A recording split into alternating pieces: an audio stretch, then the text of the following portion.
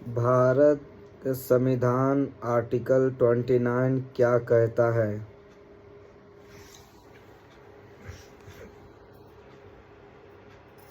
भारतीय संविधान का अनुच्छेद 29 आर्टिकल 29 अल्पसंख्यकों के हितों के संरक्षण से संबंधित है। यह एक मौलिक अधिकार है जो नागरिकों के विशिष्ट समूहों को उनकी संस्कृति और पहचान बनाए रखने की गारंटी देता है।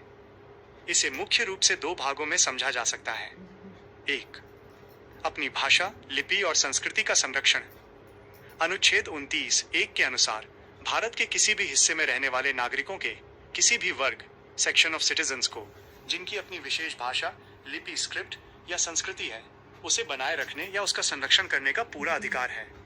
महत्वपूर्ण बात, हालांकि यह अनुच्छेद अक्सर अल्पसंख्यकों के संदर्भ में देखा जाता है, लेकिन सुप्रीम कोर्ट ने स्पष्ट किया है कि नागरिकों के वर्ग शब्द में अल्पसंख्यक और बहुसंख्यक दोनों शामिल हो सकते हैं।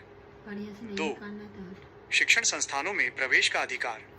अनुच्छेद 29(2) के अनुसार राज्य गवर्नमेंट द्वारा संचालित या राज्य निधि से सहायता प्राप्त किसी भी शिक्षण संस्थान में किसी भी नागरिक को केवल इन आधारों पर प्रवेश, एडमिशन से वंचित नहीं किया जाएगा: धर्म, रिलीजन, मूलवंश, रेस, जाति, कास्ट, भाषा, लैंग्वेज।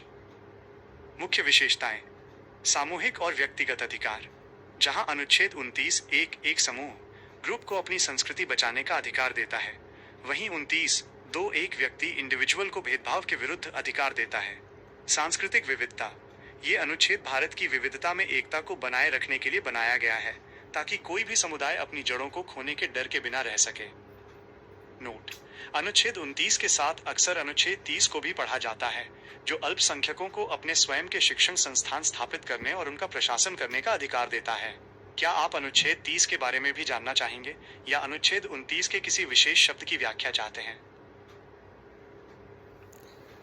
भारत का संविधान हमको हर आर्टिकल 29 की अल्पसंख्यक की हर आज़ादी देता है। आप कोई भी भाषा बोल सकते हैं, अपनी संस्कृति को बचा सकते हैं, आप कपड़ा जैसा भी पहन सकते हैं, कोई आपको रोक टोक नहीं है।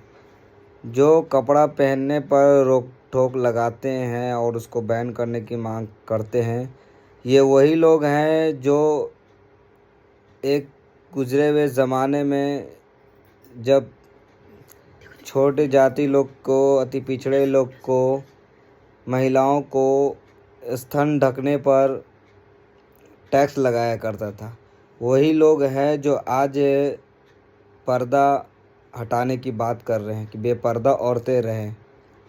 ये वही लोग हैं जो औरत को सीना पे कपड़ा नहीं देखना चाहते थे। ये वही लोग हैं जो पर्दा हटाने की मांग करते हैं। सबने